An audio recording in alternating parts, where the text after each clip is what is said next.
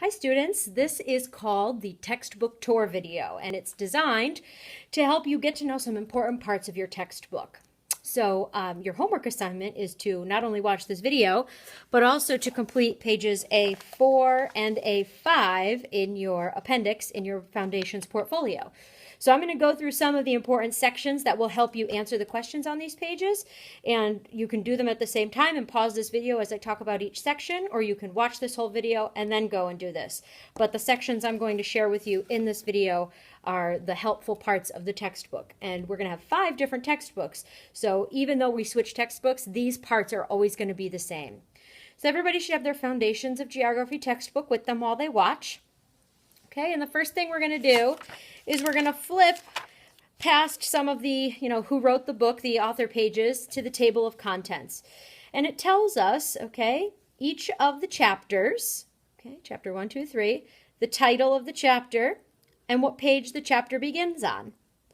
Then each chapter is broken down into sections, okay? So then it tells you the specific section, and that starts on page 10.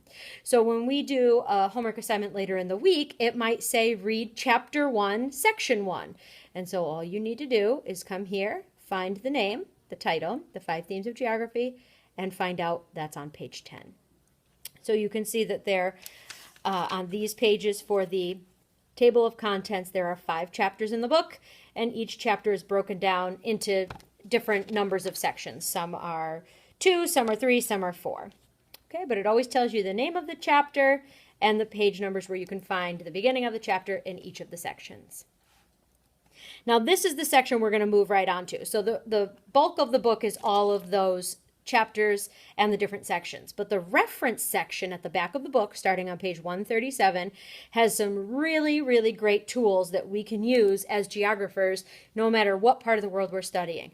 So once you are feeling confident and comfortable with the table of contents, we're going to flip to page 137 and we're going to check out the reference section. And like I said, this is the same in all of the textbooks that we're going to use this year, the reference section. It starts on page 137 in this book, and we have another table of contents, and it gives us just the information about what's at the back of the book here.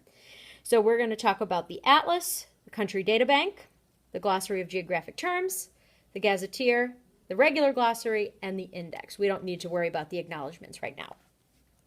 So if you turn right after the table of contents for the reference section, you're going to find an atlas. And the atlas is really great because as geographers, we use maps all the time. And so we're going to use this section, the atlas, quite a bit this year. So you're going to see that even though, this is the Foundations book, so it's everywhere, it covers everything. But the Africa book, even though the textbook itself is only about Africa, it has the full atlas for you. So even if you're learning about Africa, but you needed to look up something about South America, you could do that in the atlas. So this is a full world map with countries. This is a political map. If we turn the page, another full world map, physical features this time, and we'll talk about the difference between those later. And then you can see each section of the world, sometimes it's single continent, sometimes it's larger areas or multiple continents in one spot. A nice US map. Okay. And then we have Europe, Africa, Asia, 2 maps for each, one political, one physical. Oceania, which is Australia and its neighbors, which we'll talk a little bit about this year. And then the Arctic and Antarctic. So that's the atlas. Anytime you need to look up countries or physical features, the atlas pages in the reference section are going to be really helpful to you. The next section we're going to talk about is the country data bank. And this is a really cool one for geographers. And basically it's arranged by continent and by country. So this is the Africa section, and then alphabetically by country. And it just gives us some really important fast facts about a country. So if you look at the country, let's look at Egypt. Egypt is right here, so it's alphabetical, so we find Egypt. It gives us a picture of their flag. It tells us the capital, Cairo, the population, official language, land area, that just means how big the country is, leading exports, and the continent you can find it on. Okay, so each country has those pieces of information Leading exports, by the way, is things that the country sells to other countries, things that they produce or manufacture that they sell. So those pieces of information for each country are listed there. And as you flip through the reference section in the country data bank, you see the new continents pop up. So Asia and the Pacific, more Asia and the Pacific, Europe and Russia, Latin America, the United States and Canada. Okay, so that's the country data bank. Just fast facts on countries arranged by continent. Next, we have the Glossary of Geographic Terms. And this one is, again, really helpful specifically to geographers because it's just a collection of terms that we would use as geographers. If it's not a physical feature, it's probably not on here. Okay, so physical features are anything from nature, islands, mountains, canyons, bays, all these different terms. And if these don't look or sound familiar to you, that's okay because that's what this year is for. We're going to learn them together. But if you are looking for a word in the regular glossary and you can't find it, don't forget to check the Glossary of Geographic Terms. Excuse me. Okay, so that's that. And it's just the 2 pages, so it's a quick one, easy to look through.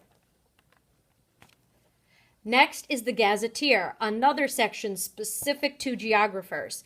And this one is sort of like the country data bank, only it gives us just information about the location of countries. So it's arranged alphabetically. And as you can see, here's Denmark for D. It gives us 3 pieces of information. Number 1, it gives us the coordinates where I can find this. Its absolute location. It gives us a relative location where it just describes where this country is located in words. And we're going to learn more about absolute and relative location as we go forward. So if those things don't sound familiar, that's okay right now because I'm just telling you this is where you can find that information in the Gazetteer. And then the page. So page 118 is where you can find some more information about Denmark in this textbook. Okay. So that's what the Gazetteer does, and you can see it does it for all the different countries that we might study this year. And that's the continuation of the Gazetteer on page 167. Now, the final 2 sections that I want to talk about are ones that you would find in any textbook. It doesn't matter if it's a geography textbook, a English book, a math textbook, a science textbook. You're going to find a glossary. And that's just a list of terms and their definitions that you might find in the chapters and sections of the book. So, absolute location tells you how to pronounce it, a pronunciation guide, the part of speech, so N means noun, and the exact position of a place on earth as the definition, and then the page where I can find this term. So anytime you're reading and you see a bold term and you're not sure what it means in the text, that's okay. You can go through back to the glossary and see if you can find it, and it will define it for you and give you some other helpful pieces of information. So that's the glossary, and the glossary takes up quite a few pages because there's lots of new terms that we're going to be learning this year. So just remember, most terms are in the regular glossary, but some geographic terms are going to be in the Glossary of Geographic Terms. So we have 2 glossaries as geographers. And finally, this one is another section that you would see in all textbooks. This is the index. And the index is helpful if you need information on a specific topic. So for example, letter B, Bahamas. Okay, if you want to know something about the Bahamas, you can come to the index and it will tell you what page to go to in the book to find out about the Bahamas. It might be a picture, it might be a map, it might be like a paragraph written about it. So different types of information are noted for you. So for example, Brazil down here where it says P52, that means there's a picture of Brazil on page 52. Here, for birth rate, where you see G64, that just means that there's a graph on page 64 explaining birth rates. Boston, Massachusetts. M124 means there's a map on page 124 showing Boston, Massachusetts. So you can look through the index and you can find lots of different examples of terms and where you can find pictures, maps, graphs, and if it's just a number by itself, that just means regular information. Okay? And so the index again continues on to the end of the book. So these are some really important places that you might use this year in geography. The table of contents, which shows you the different sections and chapters in the book. The reference section, which has the atlas, the geographic terms glossary, the regular glossary, the index, the country data bank, and the gazetteer. So we have lots of tools in our book that we can use, and you're going to now, if you haven't already, go back to page A4 and A5 in your portfolio and answer the questions using some of the sections that I've just shown you. If you have any questions, please feel free to ask. Rewind this video if you want to hear more or repeat anything if you weren't sure, and I will see you in class. Have a great day.